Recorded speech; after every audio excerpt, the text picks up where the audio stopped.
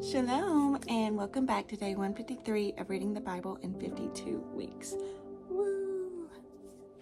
Dear Lord, thank you so much for today. Guide us to your truth. In Jesus' name I pray. Amen. Let's go. Today we're reading Job 38 through 42.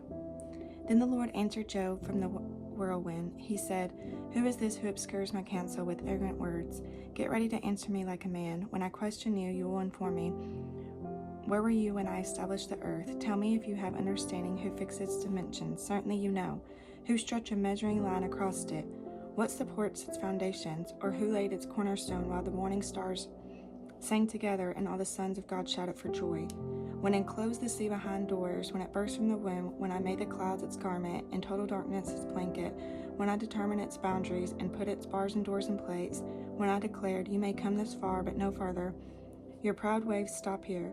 Have you ever in your life commanded the morning, or assigned the dawn its place, so it may seize the edges of the earth and shake the wicked out of it? The earth is changed as clay is by a sill, its hills stand out of folds of garment. Light is withheld from the wicked, and the arm raised and violence is broken. Have you traveled to the sources of the sea, or walked in the depths of the ocean? Have the gates of death been revealed to you? Have you seen the gates of deep darkness? Have you comprehended the extent of the earth? Tell me if you know all this.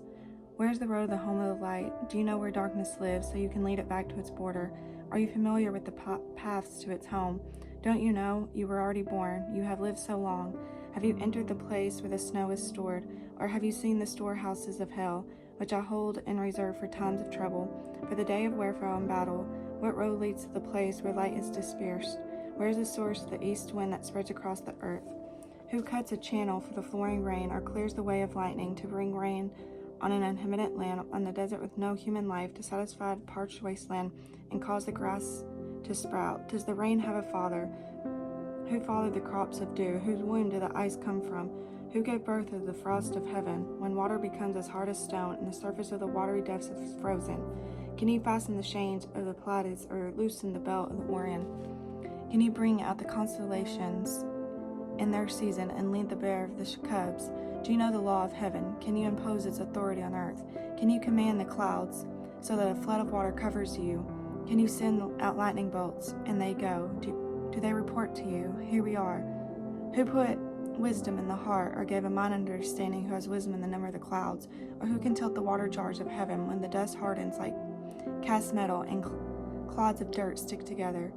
Can you hunt prey for a lioness, or satisfy the appetite of young lions when they crouch in their dens and lie in wait until they're liars? Who provide the raven's food when its young cry out to God and wonder about the lack of food? Do you know when mountain goats give birth? Have you watched the deer in labor? Can you count the months they are pregnant?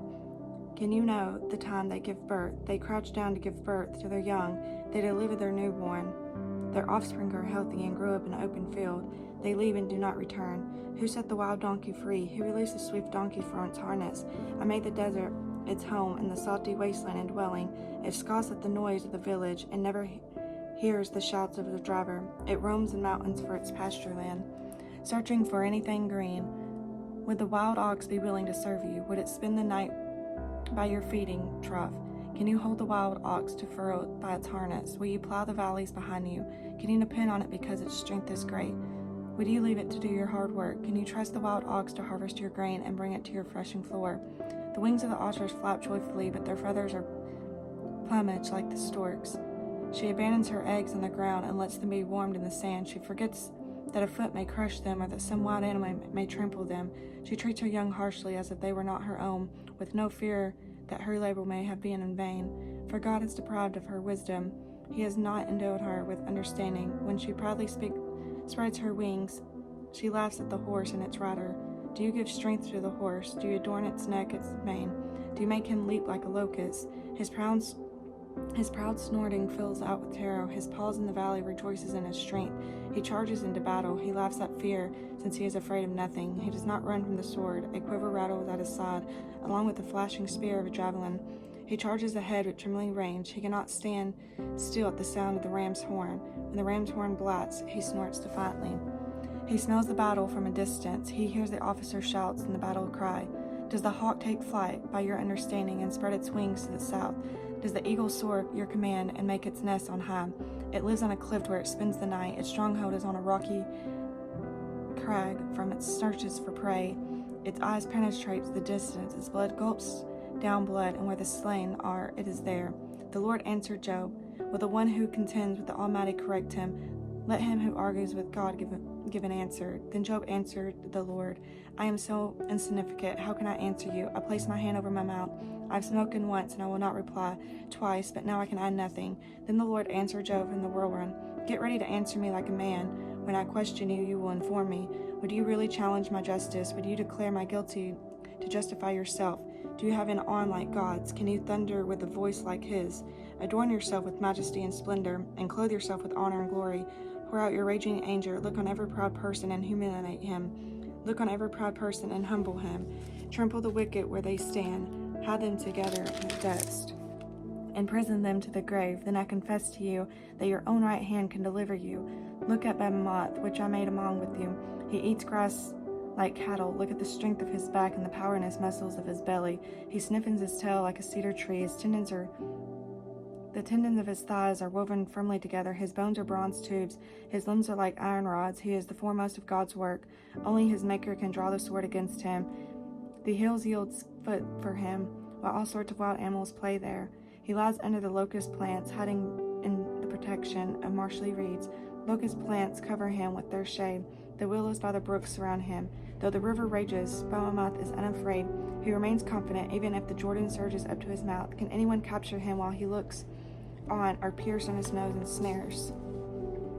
Can he pull in Leviathan with a hook, or tie his tongue down with a rope? Can you put a cord through his nose, or pierce his jaw with a hook? Will he beg you for mercy, or speak softly to you? Will he make a covenant with you so that you can take him as a slave forever? Can you play with him like a bird, or put him on a leash for your girls? Will traders bargain for him, or divide him among the merchants? Can you fill his hide with harpoons, or his head with fishing spears? Lay a hand on him. You remember the battle and never repeat it. Any hope of capturing him proves false. Does a person not collapse at the very sight of him? No one is ferocious enough to rouse Leviathan. Who can then stand against me? Who confronted me? Then I should repay him. Everything under heaven belongs to me. I cannot be silent about his limbs, his power, and his graceful proportions. Who can strip off his outer covering? Who can penetrate his double layer of armor? Who can open his jaws surrounded by those terrifying teeth? His pride is in his rows of scales closely sealed together. One scale is so close to another that no air can pass between them. They are joined to one another, so closely connected they cannot be separated. His snorting flashes with light, with his eyes are like rays of dawn. Flaming torches shoot from his mouth. Fiery sparks fly out. Smoke billows from his nostrils as the boiling pot, the burning reeds. His breath sets coals ablaze, and flames pour out of his mouth. Strength resides in his neck, and his dismay dances before him. The folds of his flesh are joined together, solid as metal and immovable. His heart is hard as a rock, as hard as the lower millstone. When Leviathan rises, the mighty are terrified. They withdraw because of his thrashing. The sword that reaches him will have no effect, nor will his spear, dart, or arrow. He regards iron and straw and bronze as rotten wood. No arrow can make him flee. Slingstones become his stubble to him. A club is regarded to stubble, and he laughs at the sound of javelin. His undersides are jagged, pulse hurts, spreading the mud like a threshing sledge. He makes the depths seethe like a cauldron. He makes the sea like an ointment jar. He leaves a shining wake behind him. One would think the deep had gray hair. He had no equal on earth, a creature devoid of fear. He surveys everything that is haughty. He is king over all the proud beasts. Then Job replied to the Lord, I know you can do anything, and no plans of yours can be thwarted. You asked, who is this who conceals my counsel with arrogance? Surely I spoke about things I did not understand, things too wondrous for me to know. You said, listen now, I will speak. When I question you, you will inform me. I heard reports about you, but now my eyes have seen you. Therefore I reject my words, and am sorry for them. I am dust and ashes.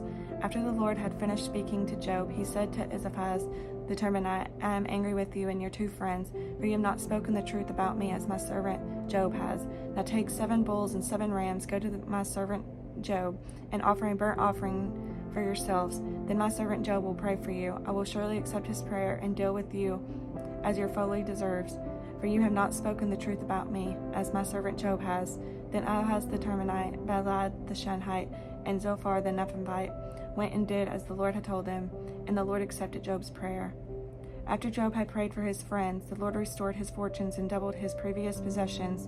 All his brothers, sisters, and former acquaintances came to him and dined with him in his house. They sympathized with him and comforted him in concerning all the adversary the Lord had brought on him. Each one gave him a piece of silver and a gold earring. So the Lord blessed the last part of Job's life more than the first. He owned 14,000 sheep and goats, 6,000 camels, 1,000 yoke of oxen, and 1,000 female donkeys. He also had 7 sons and 3 daughters. He named his first daughter Jemima, and his second Keziah, and his third Carian Hapukkah. No women as beautiful as Job's daughters could be found in the land, and their father granted them an inheritance with their brothers. Job lived 140 years after this and saw his children and their children to be 4th generation. Then Job died, old and full of days. Okay, guys, I will see y'all tomorrow for day 154. May y'all have a blessed day.